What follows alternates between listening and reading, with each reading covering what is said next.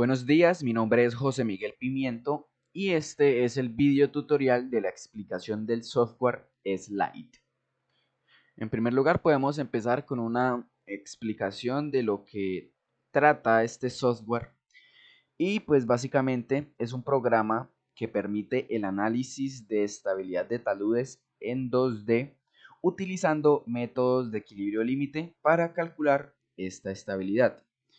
El equilibrio límite como tal es el estudio del equilibrio de un cuerpo rígido constituido por el talud y por una superficie de deslizamiento de cualquier forma, ya sea línea recta, arco circular, espiral logarítmica, entre otras. Y esto como tal es lo que aplica el software Slide.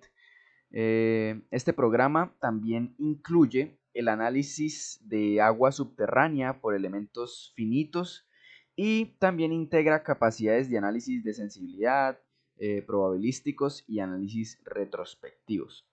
Entonces, lo que permite el slide es evaluar el factor de seguridad o la probabilidad de falla de superficies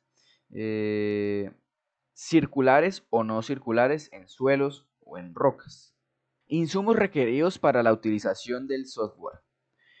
En primer lugar, necesitamos los tipos de suelo identificados en la zona de estudio, es decir, la estratigrafía, cómo se compone ese suelo a profundidad que pues se extrae la información como tal de los sondeos realizados y de información indirecta como la línea sísmica en el caso de que haya. Por ejemplo, si se identificaron pues suelos de relleno o suelos residuales, pues este como tal es la estratigrafía que se va a utilizar. En segundo lugar, se requieren las propiedades finales seleccionadas de los tipos de suelo analizados. Aquí me refiero a la información que se explica al finalizar el video del novo, donde se tienen pues una tabla con las propiedades de cada tipo de suelo de acuerdo a diferentes criterios que se tienen en cuenta. Estas propiedades se usan para modelar la estabilidad del sistema. Entonces, como tal, se usan parámetros de resistencia del suelo que se obtienen a partir de correlaciones o de los ensayos de laboratorio, del criterio del geotecnista o de estudios de referencias como bibliografías, que fueron los que se mencionaron en ese video del software Novo SPT.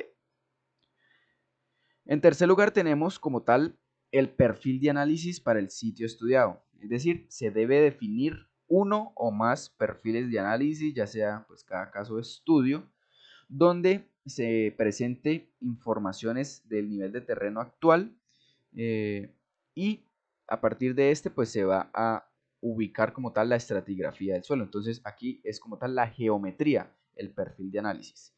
Y finalmente pues se puede mencionar los parámetros sísmicos, ya que el software Slide permite hacer la evaluación de las condiciones de estabilidad tanto en una condición estática como en una condición dinámica. Es decir, dinámica es cuando se consideran los efectos del sismo, por lo que se requieren ciertos parámetros sísmicos que pues, se van a definir de acuerdo a la zona de estudio. Para cada zona de estudio hay diferentes parámetros sísmicos. Si el análisis del sistema indica que éste es inestable, es decir, que los factores de seguridad son menores a lo que se requiere, más adelante pues voy a explicar en qué consisten los factores de seguridad. En este caso, el software permite incluir diferentes elementos que de acuerdo con el criterio ingenieril son necesarios para que las condiciones de estabilidad mejoren y sean aceptables. A esto me refiero con anclajes, pernos, geotextiles, muros de contención, etcétera, que el programa permite incluir en el modelo para garantizar pues unas condiciones de estabilidad. Métodos utilizados. Entonces, en la ingeniería civil generalmente se usan métodos de análisis basados en el equilibrio límite, como lo expliqué anteriormente, cuando se desea calcular el factor de seguridad de un talud. Generalmente los métodos dividen a la masa deslizante o al talud en dovelas, ya que esto permite simplificar los procedimientos para condiciones complejas de la geometría y como tal del suelo. También pues existen métodos para superficies de fallas planas, pero principalmente pues se utilizan los de fallas circulares. Existen bastantes métodos, más de 12, que permiten analizar la estabilidad de los taludes basados en dovelas. Cada uno difiere entre sí en la estática que emplea para deducir el factor de seguridad, que es el que va a permitir definir las condiciones de estabilidad. Y también van a diferir en la suposición empleada para volver al problema estáticamente determinado. El método de dovelas de Spencer es uno de los que se considera como preciso, ya que permite hacer más iteraciones y dividir en dovelas más pequeñas para obtener así una mayor convergencia en su análisis para geometrías más complejas, a comparación de otros métodos que existen, como lo son el de Fellenius, el de Bishop y el de Jambu. Además, este método pues, es el más reciente de los que se usan, que fue propuesto en 1967. La idealización del método de Spencer a criterio propio de la empresa es el más completo y el que genera las condiciones de estabilidad más críticas, es decir, permite analizar de una mejor forma lo que puede suceder en el terreno como tal, por lo que es el que se usa generalmente en los proyectos que se desarrollen. A continuación voy a explicar algunas consideraciones generales del método de Spencer, aunque pues es bastante teoría que pues no, no es pues fundamental de explicar en este video. El método va a suponer una relación entre fuerzas cortantes y normales entre dovelas continuas, como se aprecia en la imagen, donde pues fuerzas normales serían las que vienen horizontal y fuerzas cortantes las que vienen en vertical. De esta imagen pues se deduce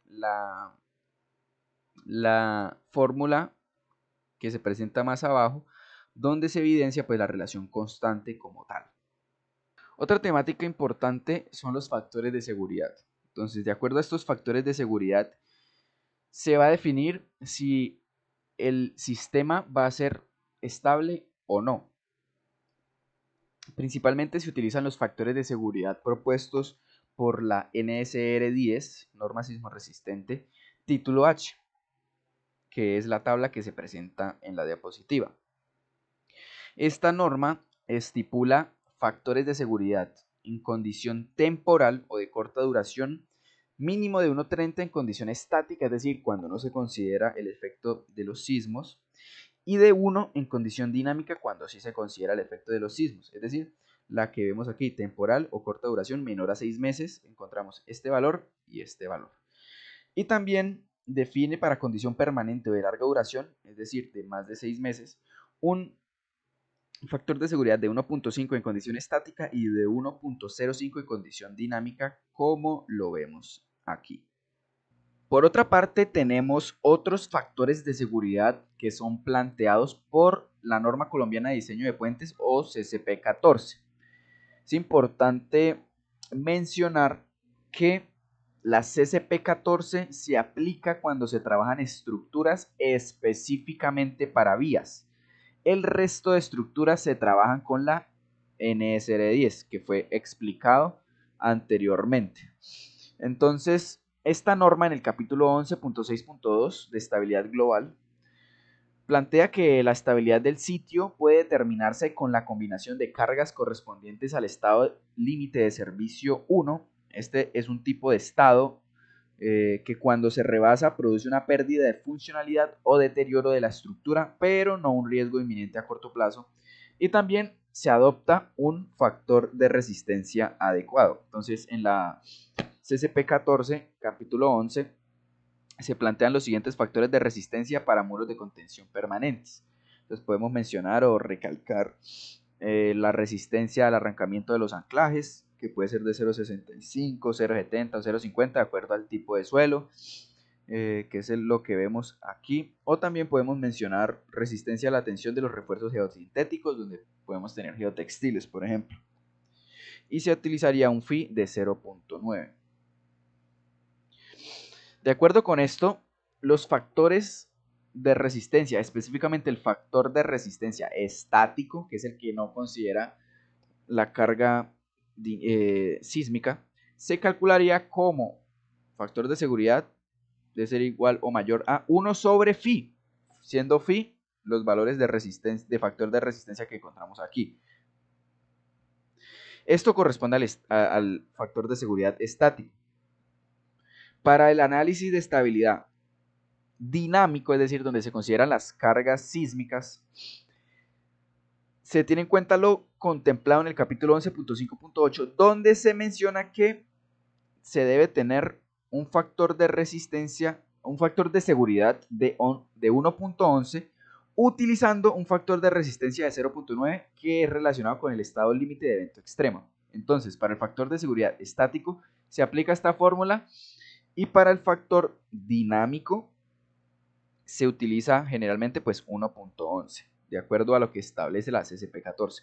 Aquí podemos ver algunos valores para factor de seguridad estático, donde se tiene este arrancamiento, como lo vimos anteriormente. Este sería el de anclajes, resistencia al arrancamiento de anclajes, y el otro, resistencia a la tensión de refuerzos geosintéticos. Tanto el phi de 0.65 para anclajes como el de 0.9 para geosintéticos y su respectivo factor de seguridad. En este caso el factor de seguridad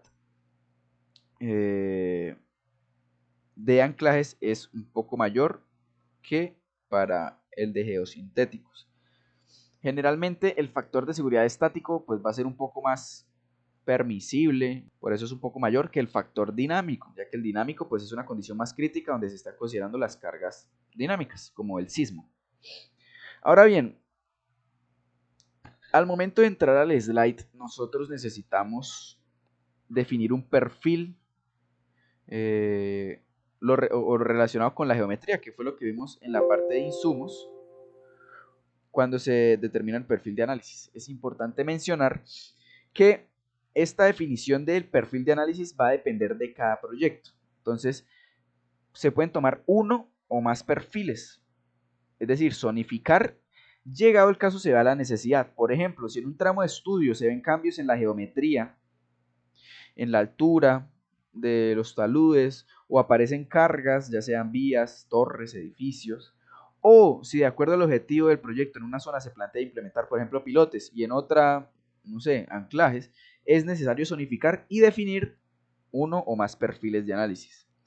Y si todo el talud es igual, pues se define un solo perfil en el punto más crítico, es decir, en el punto más alto o en el punto más inclinado o más pendiente. Bueno, continuando con el proceso, el objetivo como tal de este video tutorial es explicar pues la utilización del software Slide, teniendo en cuenta que este programa tiene pues diferentes utilidades.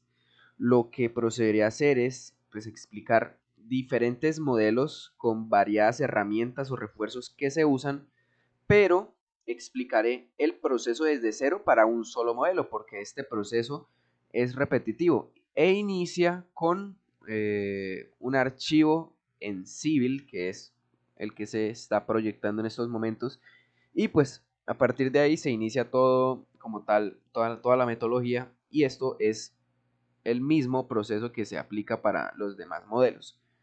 Entonces, en primer lugar, se inicia trabajando con un archivo de el terreno, un archivo de topografía con una respectiva superficie ya creada, y de allí vamos a extraer la información del terreno como tal, es decir, la geometría o el perfil de análisis.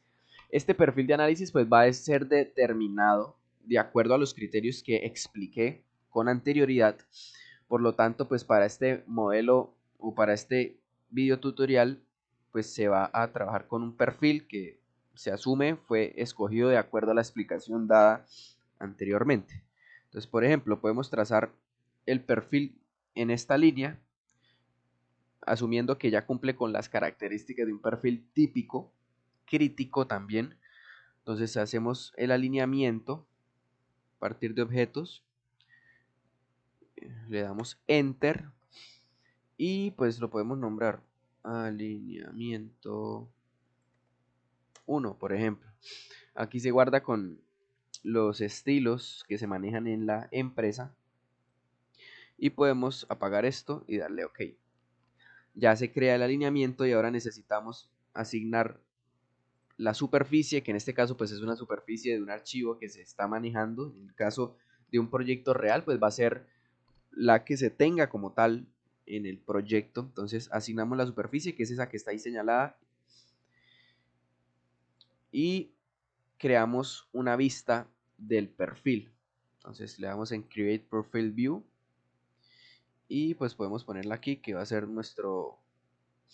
como nuestro espacio de trabajo. Entonces este va a ser para el modelo del video el perfil que vamos a trabajar. Después de tener ya el perfil creado, lo primero que podemos hacer es darle explode a este perfil, debido a que aquí se encuentra como bloque y nosotros necesitamos tomar este perfil y llevárnoslos a un nuevo archivo en blanco para empezar a trabajar de una mejor forma. Entonces lo seleccionamos todo, que quede todo seleccionado. Vamos a home y le damos explode. Y ya como sabemos que se puede trabajar como una línea normal, entonces porque se deja mover. Damos control Z, lo volvemos a la posición inicial y ya podemos trabajar con él de una mejor forma. Entonces procedemos a abrir un nuevo archivo donde vamos a trabajar como tal todo el proceso. Entonces, lo primero que debemos hacer es trazar un punto de referencia de nuestro perfil respecto a las cotas que están aquí. Entonces, esta sería la cota 2716. Trazamos una línea hasta donde inicia nuestro perfil y lo que vamos a hacer es ubicar nuestro perfil en el nuevo archivo, pero es importante que se maneje la misma elevación, ya que esto va a ser ingresado al slide y en el slide debe corresponder esta elevación. Entonces, después de trazar esta línea como punto de referencia, lo que vamos es a ubicar en nuestro nuevo archivo, pues, este punto.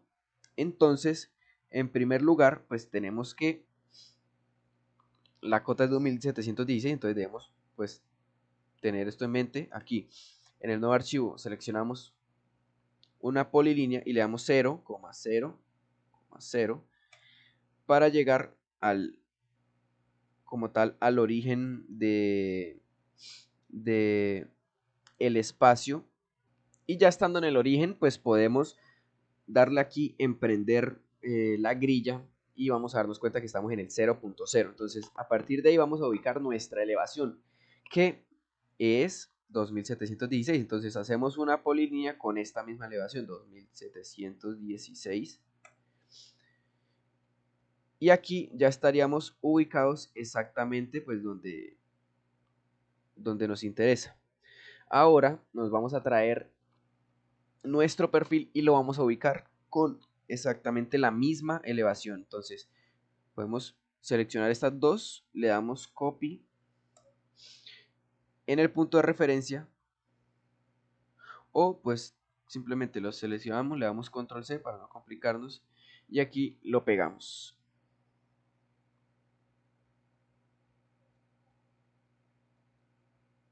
Entonces lo pegamos y el punto de referencia debe coincidir con la cota. Entonces seleccionamos esto y le damos, por ejemplo, mover. Seleccionamos el punto de referencia, que apagamos esto, y exactamente debe coincidir. Entonces ya coincide nuestro punto de referencia con la elevación que manejamos.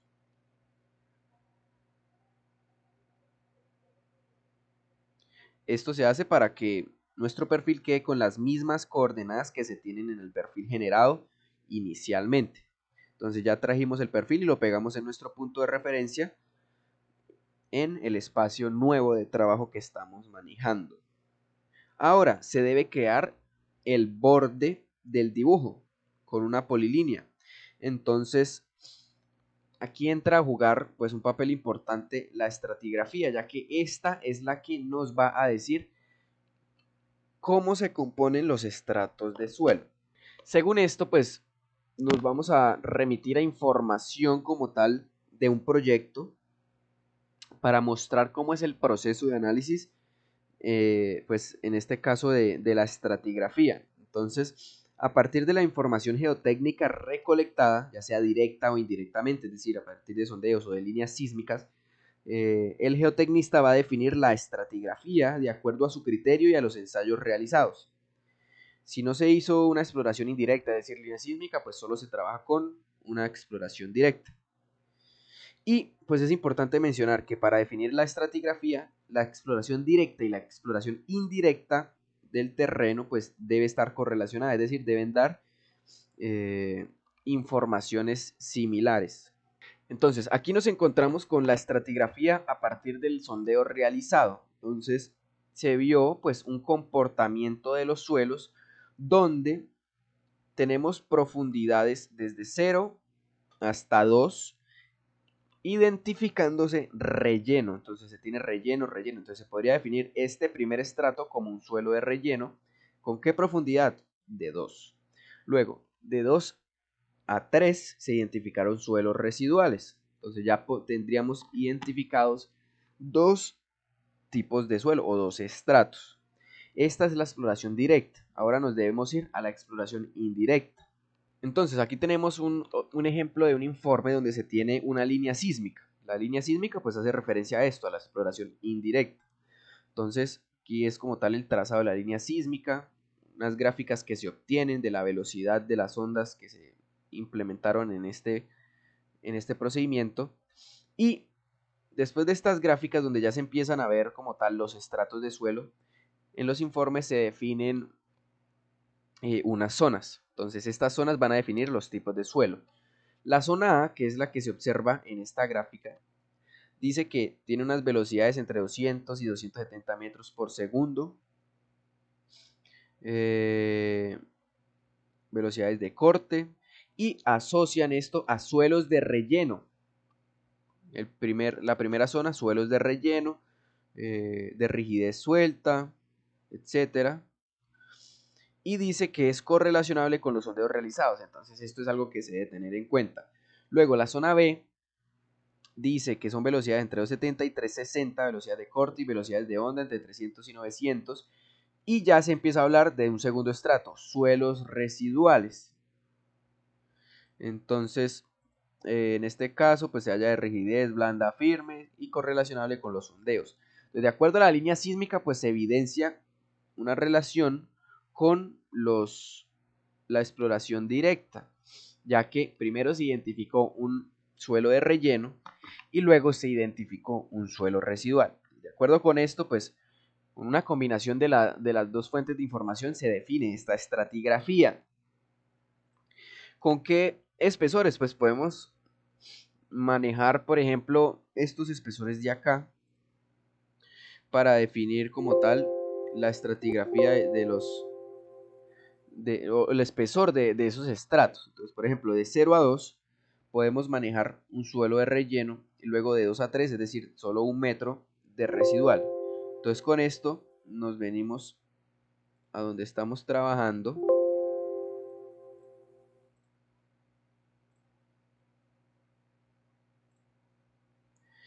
y podemos hacer un desfase. Entonces, por ejemplo, acá podemos bajar 2 metros, que es el primer relleno. Aquí podemos copiar con punto de referencia aquí y bajamos los 2 metros, que es la línea que pusimos. Este sería el primer estrato de relleno. Y luego 1 metro. También podemos hacerlo con la herramienta offset, pero en este caso debemos convertir de bloque a polilínea, porque como esto lo trajimos del perfil, eso está todo en bloque, entonces podemos darle explode y esto ya pues lo convertiría en una polilínea para trabajarlo de una mejor forma, aunque en este caso pues podemos unirlo con la herramienta join y ya quedaría unido.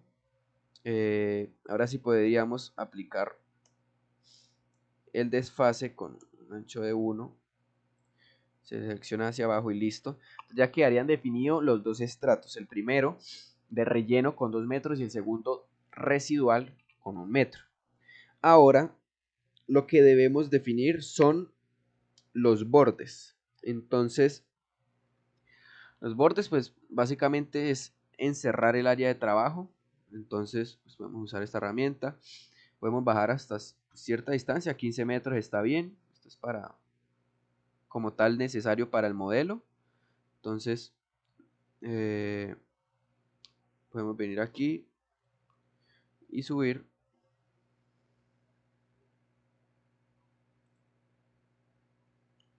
Vamos aquí y subimos hasta el punto.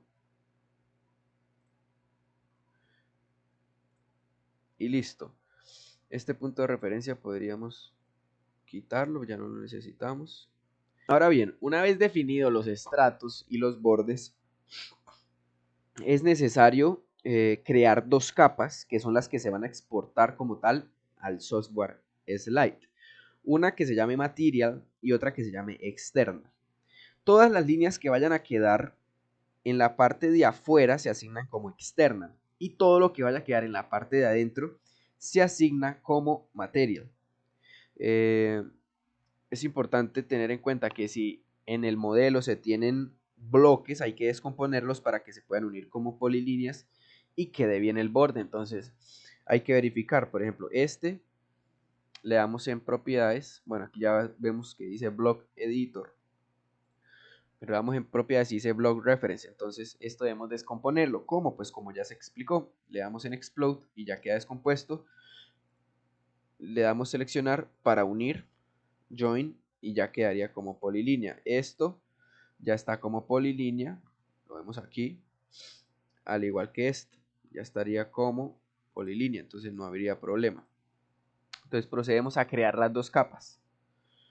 La primera, pues le damos aquí en Layer Properties y le damos en New Layer. Entonces puede ser el primero, External,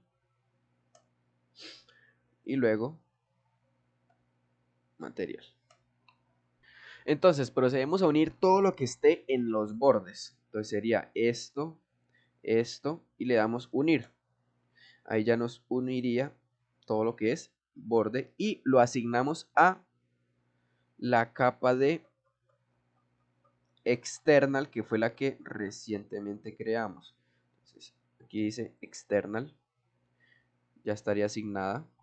Y se debe verificar que en propiedades diga que está cerrado, ya que si no está cerrado, pues nos va a generar problemas en el software. Entonces, closed dice que sí, entonces está cerrado, está correcto. Ahora bien, todo lo que esté como dentro se debe asignar a material. De igual forma buscamos la capa que recientemente creamos y lo asignamos. Una vez definido todo, pues hay que verificar que no hayan puntos raros o zonas donde no se ha cerrado. Aquí vemos que todo está unido. De igual forma esto pues está terminando donde es. Digamos, si aquí se saliera, pues eso puede generar errores al momento de ingresar al software. Entonces es importante analizar como tal estos bordes, que no se salga ninguna línea, etc. Ya con esto se puede entrar al software de Slide. Entonces ahora lo que se procede a hacer es darle en Save As y por ejemplo podemos en USB guardar aquí en importante que se debe guardar en formato DXF. Entonces podemos manejar este 2018 DXF, ya que esto es lo que lee como tal en el slide. Entonces puede ser modelo y le damos guardar. Ahora bien, para que el software lo pueda abrir es importante guardar y cerrar.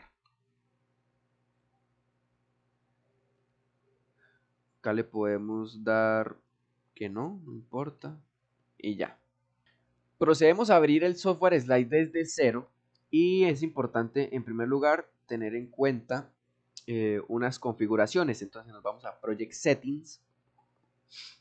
Aquí en General pues es importante tener las unidades en metros, días, metros por segundos. Esto de el sentido de o la dirección en que se va a leer la falla, pues generalmente se pone de izquierda a derecha, ya que pues, los taludes los analizamos así como lo vimos, pues el talud estaba de izquierda a derecha, entonces es importante dejarlo así.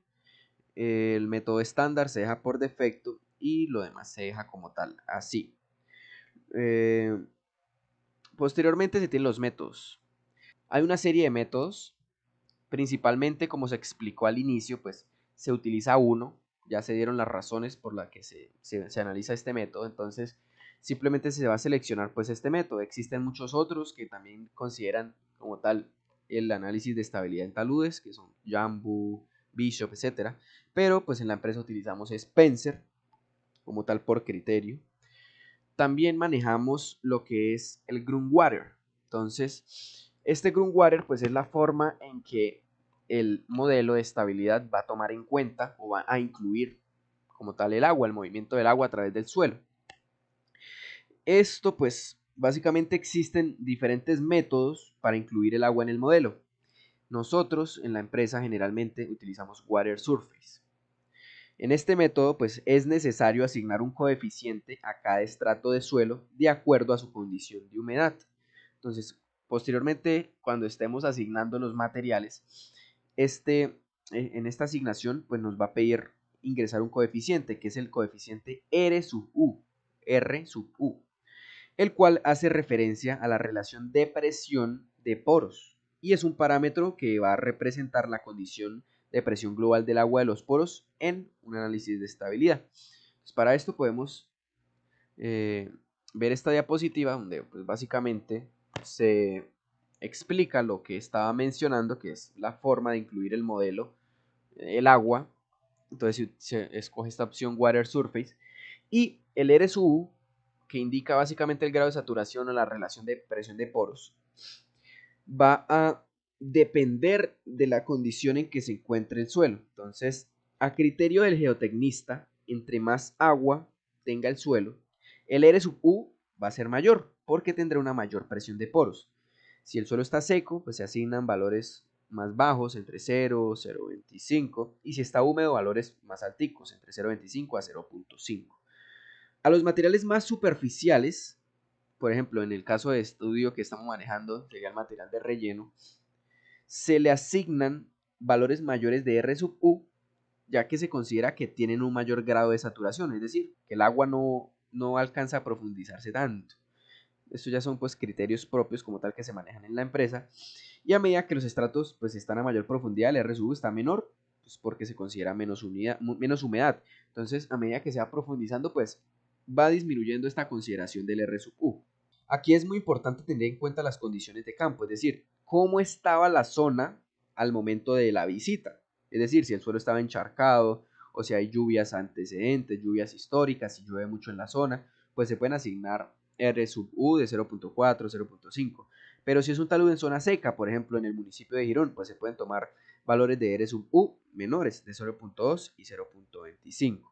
Entonces estos son factores que se deben considerar o se van a considerar más adelante al momento de definir los materiales. Pero como tal, esta es la forma en que el modelo va a incluir el agua a criterio de la empresa. Así es como se maneja. Aquí pues básicamente son esas las configuraciones que se manejan. Le damos OK. Y ya podemos empezar a trabajar con el archivo que exportamos. Entonces para esto le damos en File y le damos en Import de XF y External Boundary, que es como tal el borde. Entonces le damos Import y buscamos nuestro archivo, que estaba aquí y se llama modelo. Lo seleccionamos y como vemos ya lo importa como tal en las formas que estamos manejando como tal. Luego volvemos a traer este archivo import de XF, pero ahora vamos a importar el material boundary, que es como tal todo lo que se encuentra por dentro. Entonces de una vez nuevamente buscamos el modelo y él ya ahí nos trae como tal el estrato o los estratos que estamos manejando, que son pues como tal el primer estrato de 2 y luego de 1, aunque lo demás también pues va a ser el mismo material, ahí sobró esa división. Ahora, ya teniendo como tal este esquema, podemos empezar a definir los materiales. Entonces para esto nos vamos a Properties, Define Materials. Aquí podemos ponerle el nombre, entonces el primer material que tenemos de acuerdo a la información es relleno. Entonces podemos ponerle relleno y vamos a trabajar con las propiedades seleccionadas o las propiedades finales de los suelos que ya se han explicado en videos anteriores. Entonces podemos dirigirnos a las diapositivas donde se encuentran las propiedades finales. Entonces en este caso, por ejemplo, tenemos para el relleno estas propiedades y para el residual las otras propiedades. Entonces procedemos a asignar estos valores. En primer lugar, bueno, se tiene este color, se puede dejar o se puede cambiar, no sé, se puede dejar un celeste. Peso unitario, entonces de acuerdo a las propiedades finales, el peso unitario es de 17.44, entonces se escribe.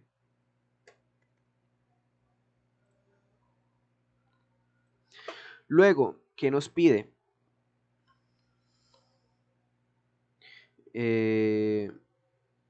Cohesión.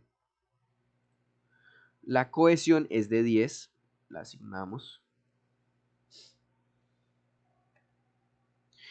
Y nos pide también el ángulo de fricción. El ángulo de fricción es 27.86.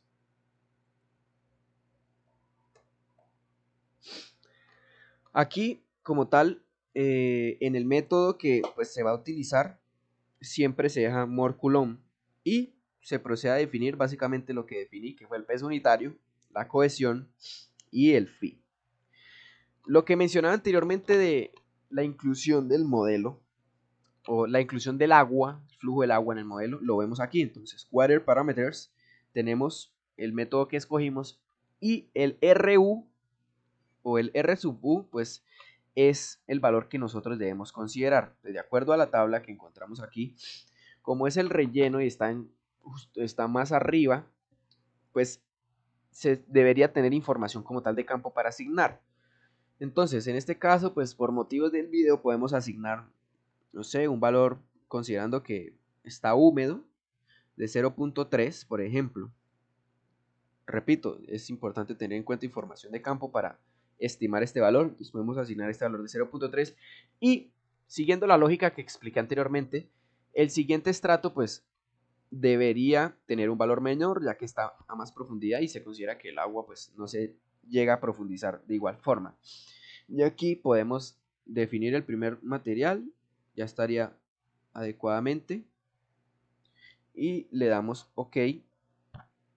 Luego podemos definir el segundo material, por ejemplo, ahora es residual y un color puede ser amarillo, no sé. Y de igual forma, entonces para este tenemos peso unitario de 18.76, cohesión de 17.84 y ángulo de fricción de 29.14.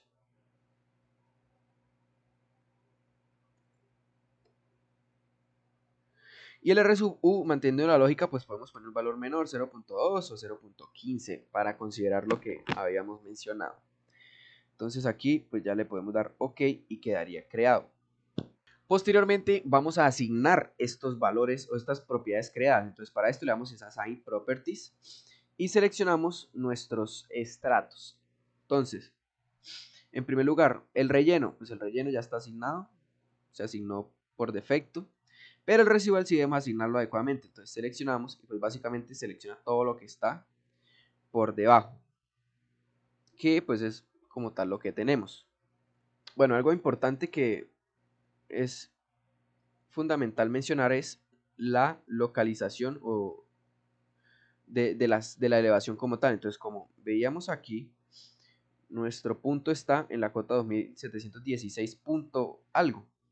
Y aquí, pues también, si nos acercamos, va a estar en esta cota 2716. Entonces, para esto es lo que se realiza de georreferenciar, digamos, el punto de referencia de nuestro perfil y que coincidan las elevaciones, porque esto es muy importante ya que son las condiciones reales.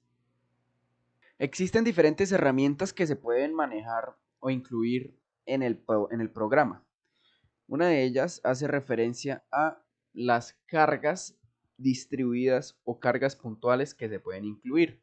Esto pues ya va a depender de cada proyecto, cada zona de estudio, de acuerdo a lo que se tenga. Por ejemplo, si pasa una vía, pues es importante tener la carga distribuida relacionada con esto, si hay una casa cerca, si hay una torre, etcétera. Entonces, en el modelo, pues es importante tener en cuenta esto, ya que estas cargas pues pueden influir en la estabilidad como tal del talud de análisis. De acuerdo a la NSR 10, título H, en el capítulo H.5.1 de excavaciones se menciona sobre cargas a considerar en modelos de estabilidad, donde cuando se esté realizando la revisión de estabilidad de taludes o paredes de excavación con o sin entibado, la sobrecarga uniforme mínima a considerar en la vía pública y en las zonas próximas a excavaciones temporales será de 15 kilopascales, como lo vemos aquí. Entonces, de acuerdo a este capítulo de la NSR 10, pues se pueden considerar eh, esta sobrecarga en excavaciones temporales o cerca a vía públicas donde se estén realizando este tipo de, de procedimientos. De acuerdo con esto, pues podemos incluir pues esta sobrecarga en el modelo. ¿Cómo lo vamos a hacer? Pues le damos loading at distributed load y aquí lo vamos a asignar. Entonces, pues simplemente le damos el valor de 15.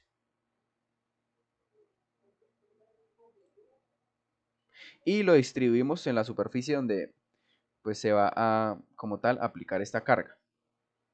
Otra herramienta que pues debe ser considerada como tal en el modelo de estabilidad es la carga sísmica. Entonces, como se mencionó pues anteriormente, existen dos factores de seguridad. Uno que analiza la condición estática, es decir, donde no se considera pues el efecto del sismo como tal en el modelo, y la segunda condición es dinámica, donde sí se considera pues el efecto del sismo. En esta parte de Seismic Load es donde vamos a considerar estas condiciones. Específicamente en la horizontal vamos a definir unos valores de coeficientes sísmicos que pues van a depender, así como los factores de seguridad, de dos normativas. Es decir, existen dos procedimientos para calcular estos coeficientes sísmicos.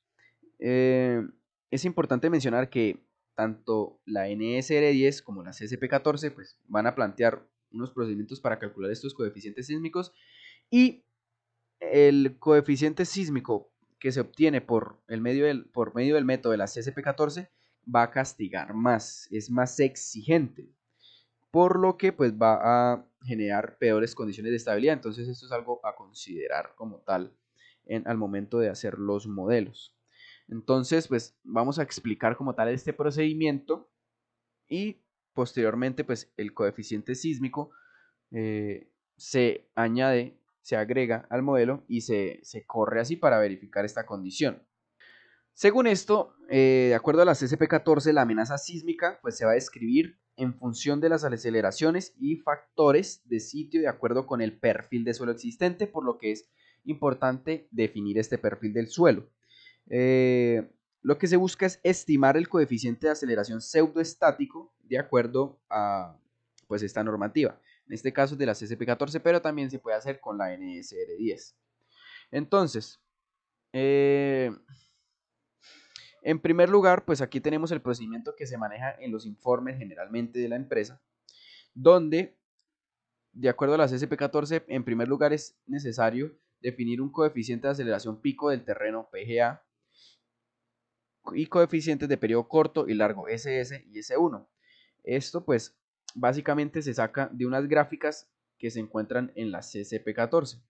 Entonces aquí ya nos encontramos en la norma y pues digamos para definir el PGA pues simplemente lo que se debe hacer es ubicar el punto de estudio en este mapa y de acuerdo a la región se asigna el PGA. El mismo procedimiento se hace para el SS, se ubica la región y se toma el valor y también para el S1.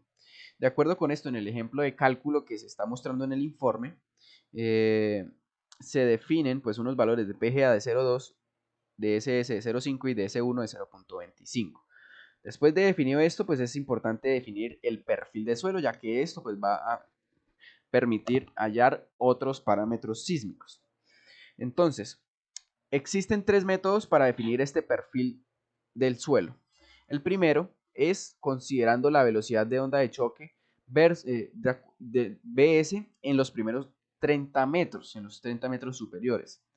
El segundo método para definir el perfil del suelo es a través del ensayo de penetración estándar. Y finalmente el tercer método es cuando se diferencian los estratos cohesivos y no cohesivos del perfil y a partir de la resistencia no drenada SU, así como también del número de golpes de penetración estándar. Entonces, en este caso se utiliza el método A, donde se utiliza la velocidad de onda de corte, que es proveniente como tal de la línea sísmica, que es un valor que se determina. Aquí tenemos como tal la velocidad como tal BS, que es la que nos interesa en los primeros 30 metros de 358.7, y a partir de este valor proveniente de la línea sísmica como tal de ese ensayo, pues se va a clasificar el perfil del suelo, que se necesita para continuar con el procedimiento. Entonces, ese 358 básicamente venimos a esta tabla y lo clasificamos. Entonces, cuando la velocidad se encuentra entre 180 y 360 se determina un perfil tipo D. Entonces, como está en este rango, pues se define perfil tipo D. Y de acuerdo a este perfil tipo D y a los coeficientes PGA, SS y S1 que definimos en esta parte inicial, pues vamos a encontrar otros factores que nos permitirán definir el coeficiente sísmico. Entonces, el primer valor va a ser el FPGA, que para un perfil tipo D y para un PGA de exactamente 0.2 va a resultar un FPGA de 1.4, que es el que se toma aquí pues se escribe. Posteriormente se define el FPGA es el periodo de vibración cero del espectro. Luego se define un coeficiente FA de periodo de vibración corto del espectro, lo mismo, el mismo procedimiento con la tabla de la CCP14. Perfil tipo D, en este caso el SS equivale a exactamente 0.5, por lo que se procede a leer la gráfica. Entonces 0.5 pues básicamente es este valor, entonces 1.4, aquí ya se escribe. Y finalmente pues se define el valor FB de periodos de vibración largos del espectro. Para perfil tipo D y para un SS para un S1 de exactamente 0.25, pues lo que se define es un valor entre 0.20 y 0.3, 0.25, entonces se toma entre 2 y 1.8, es decir, 1.9. Se puede interpolar ahí de manera pues directa, 1.9. Ya con estos valores, específicamente con el FPGA y el PGA, pues se va a definir el coeficiente sísmico de aceleración horizontal, que es el que vamos a incluir en el modelo. Entonces básicamente se aplica esta fórmula donde el FPGA pues era 1.4 como lo expliqué anteriormente y el PGA 0.2, obteniendo un coeficiente sísmico de 0.28. Ahora bien, vamos a definir el coeficiente sísmico de aceleración horizontal de acuerdo a la NSR 10 para este mismo proyecto. Entonces tenemos aquí, para la NSR 10 también se debe definir el perfil del suelo y que se clasifica de acuerdo a los tres métodos presentados anteriormente, que son considerando ensayos de onda de corte en los primeros 30 metros, luego con los números de golpes o la resistencia media al corte. Entonces, como es el mismo informe, pero con ambos métodos, pues se utiliza la misma línea sísmica, pues básicamente la clasificación es la misma, 358, es el mismo procedimiento, tipo D. Y vamos a definir ahora un coeficiente que representa la aceleración horizontal pico efectiva y un coeficiente que representa la velocidad horizontal pico efectiva. estos valores pues van a sacarse directamente de la NSR10, por lo que nos dirigimos a la norma. Entonces, ya estando en la norma, pues este proyecto es específicamente en UAT, por lo que debemos dirigirnos a esta zona para encontrar esos coeficientes. Entonces aquí podemos poner UAT y aquí ya no lo ubicó. Básicamente nos interesa estos dos datos. Subimos aquí, esta columna es A sub A y la otra es A sub B. Según esto, A sub A es 0.5 y A sub B es 0.2. ¿Cómo se encuentra aquí? A sub A es 0.15 y A sub B 0.2. Entonces con esto ya procedemos a hallar los siguientes valores, los siguientes parámetros. Ahora necesitamos hallar un coeficiente FA de periodos cortos del espectro, de acuerdo en este caso a la NSR10. Para esto de igual forma utilizamos el A sub A y el perfil del suelo. Entonces como el A sub A nos dio exactamente 0.15 y el perfil es D, entonces es D, y 0.15 pues va a estar entre 0.1 y 0.2, va a ser un valor entre 1.6 y 1.4, es decir, 1.5, se toma 1.5. Luego se define el coeficiente FB de periodos intermedios del espectro para perfil tipo D y para un A sub B exactamente de 0.2, se toma un valor de 2, perfil tipo D, A sub B 0.2, un valor de 2. Ahora bien, con estos coeficientes ya procedemos a hallar los coeficientes, el coeficiente sísmico, básicamente. Algo que se debe tener en cuenta es que, pues, por el procedimiento de la NSR10 se debe determinar un coeficiente de importancia que se encuentra en el numeral A.2.5 de la NSR10. En este caso del proyecto, como pues es un proyecto relacionado con vías, una calzada que se va a hacer, pues se determinó un grupo 1, una estructura de ocupación normal. ¿Dónde vemos esto? Pues en la norma. Entonces aquí tenemos como tal los coeficientes de importancia, donde se van a definir de acuerdo al uso que se le va a dar a la edificación. Entonces tenemos un grupo 4, grupo 3, grupo 2 y grupo 1, y aquí tenemos el coeficiente de importancia. Entre mayor grupo, mayor coeficiente de importancia, porque es de acuerdo a lo que ofrecen. Digamos, el grupo 4 son edificaciones indispensables, hospitales, clínicas, luego va bajando la importancia, atención a la comunidad, ocupación especial y finalmente estructuras de ocupación normal. Entonces, en este caso, pues se clasifica como un grupo 1 y tomamos un coeficiente de importancia de 1. Posteriormente, pues debemos definir un valor de KST, o sea, como tal la fórmula para hallar el coeficiente de aceleración de acuerdo a la NSR 10 es esta de acá, donde tenemos un KST, un FA, un I y un A sub A. El KST es el coeficiente sísmico de diseño para análisis pseudoestático de taludes que se toma de esta tabla.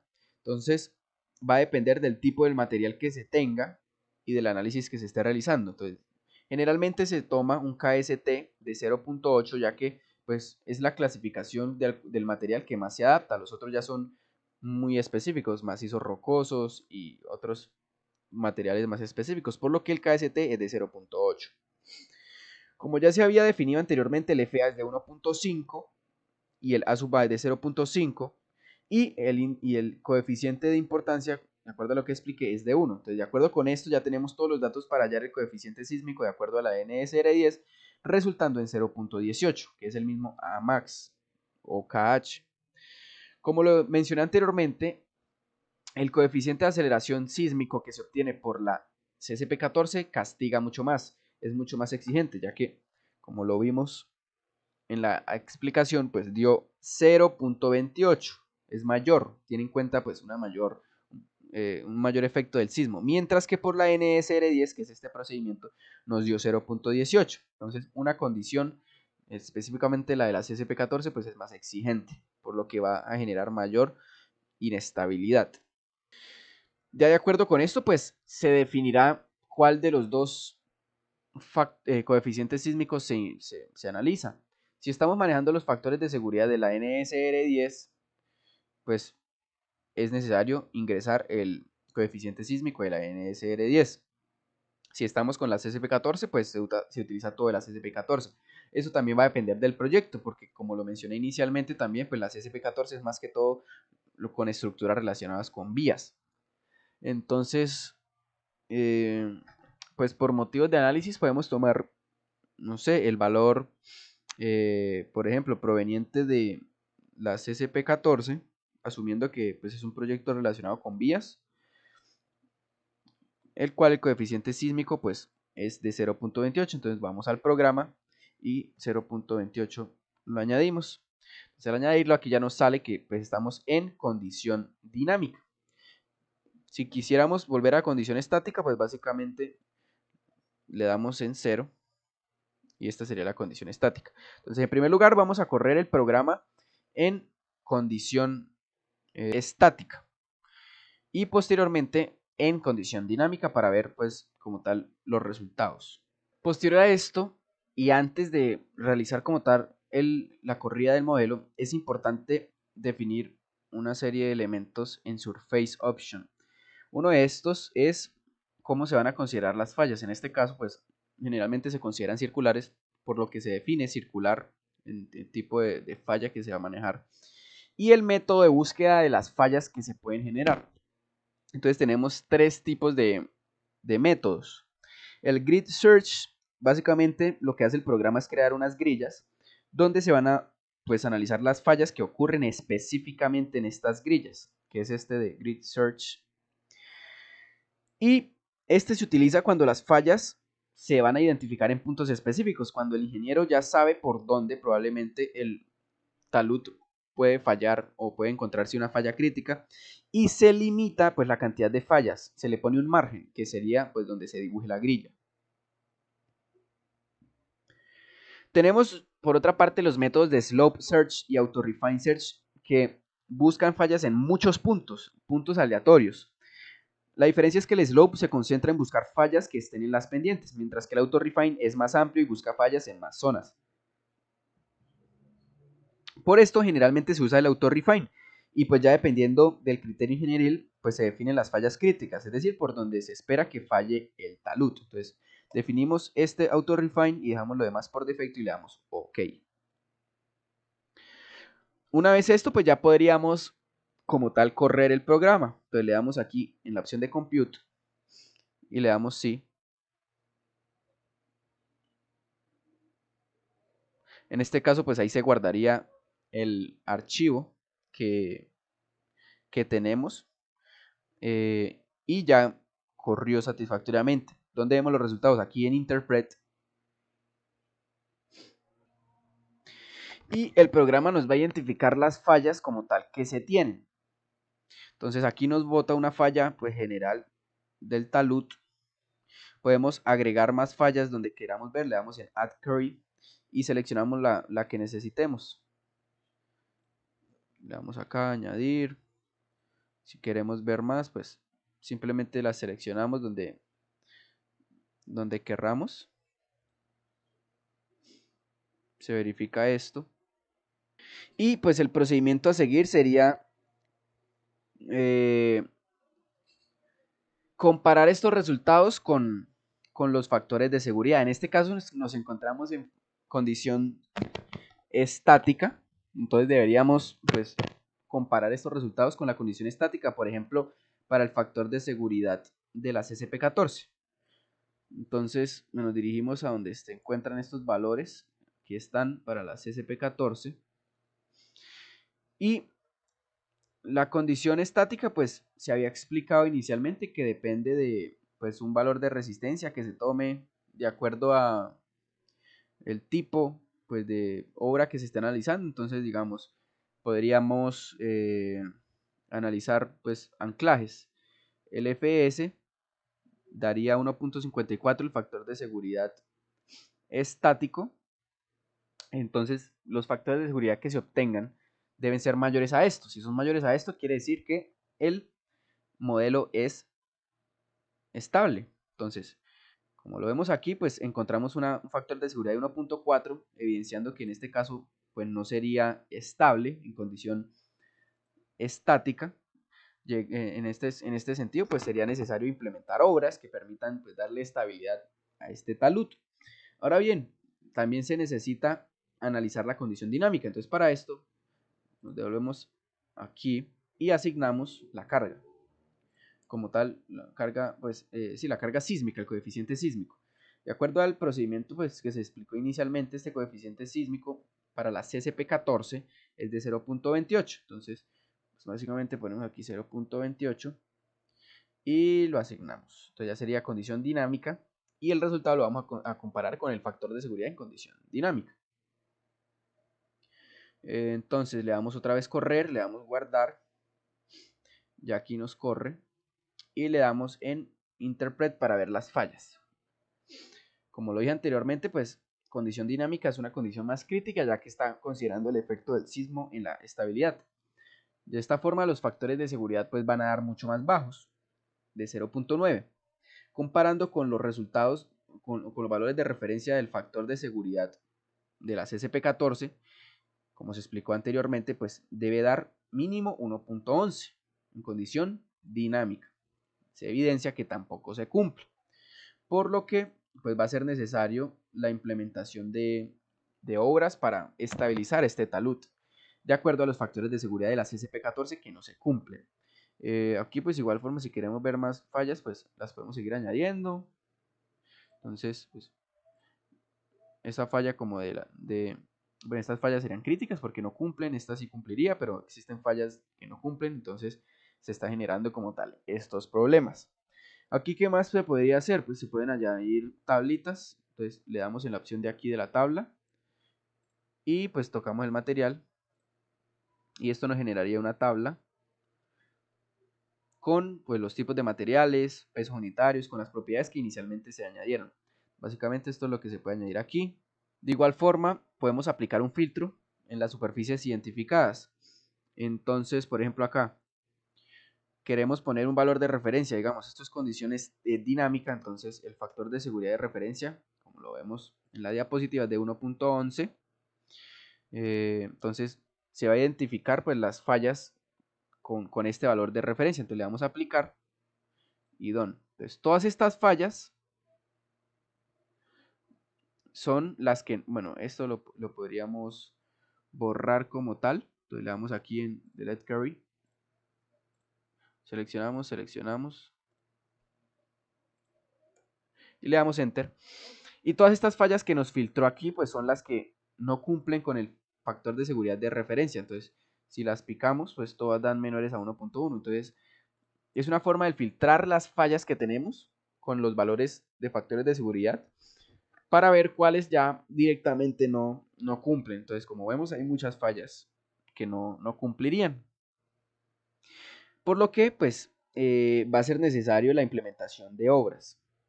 Ahora bien, el siguiente paso a seguir, pues, es esta implementación de obras para garantizar la estabilidad del modelo. Entonces, para esto, voy a explicar modelos con diferentes refuerzos que permitan la estabilidad de este talud a partir de diferentes alternativas.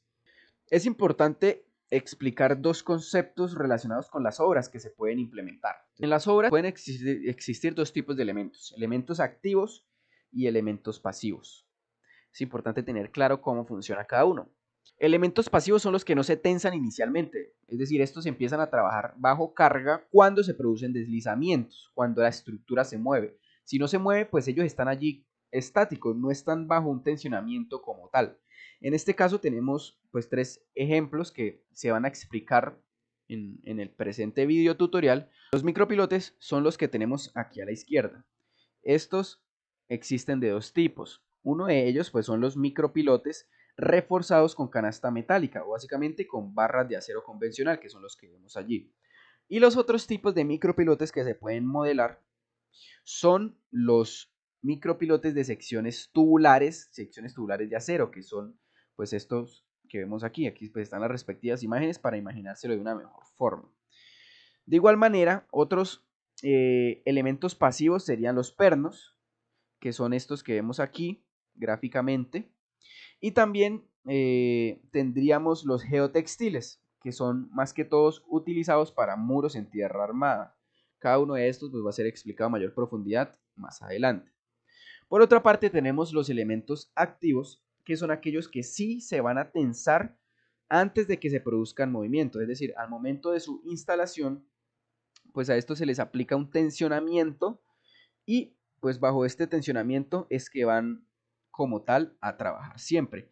En este caso, elementos activos pues serían los anclajes, que pues se componen, como lo vemos en el esquema, de una longitud libre de un bulbo y se hace un tensionamiento de esos anclajes, por lo que están trabajando todo el tiempo pues bajo tensión. Entonces, ahora el procedimiento a seguir es pues un modelo como tal de estabilidad del talud trabajado como tal en todo el proceso, pero donde se va a implementar cada una de estas alternativas, cada una de estas obras para volver estable como tal el talud. Y en este video, pues en cada respectivo video lo que se va a hacer es explicar cómo se implementa cada una de estas obras y qué condiciones se deben tener en cuenta. Entonces tendremos pues un video para anclajes, para pernos, micropilotes y geotextiles.